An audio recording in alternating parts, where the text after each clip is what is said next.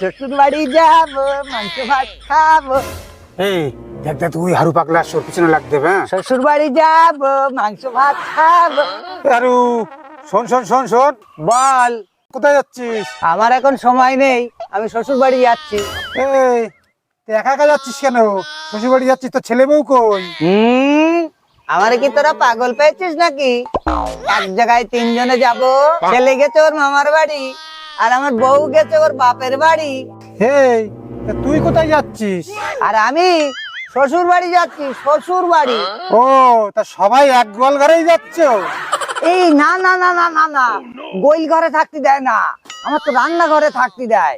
আর আমার ছেলে ওর মামার কাছে থাকে, আর আমার বউ ওর মার কাছে থাকে। হারু তা শ্বশুর বাড়ি যাচ্ছিস তা খালি হাতে? তোদের মতো পাগল নাকি? শ্বশুর বাড়ি কেউ খালি হাতে যায়? এই দেখ, শ্বশুর বাড়ি আমি আম আর কচুর ডাটা নিয়ে যাচ্ছে, দেখ দেখ। আরো মাথা কাটতে তো, যা এখান থেকে যা। তোদের তো হিংসা হবে, আমি শ্বশুর বাড়ি গিয়ে ভালো মন্দ খাবো। হারু এই যা এখান থেকে যা, নালি ছুড়ে মারবো। শ্বশুর বাড়ি যাবো, মাংস ভাত খাবো। শ্বশুর বাড়ি যাবো, মাংস ভাত খাবো।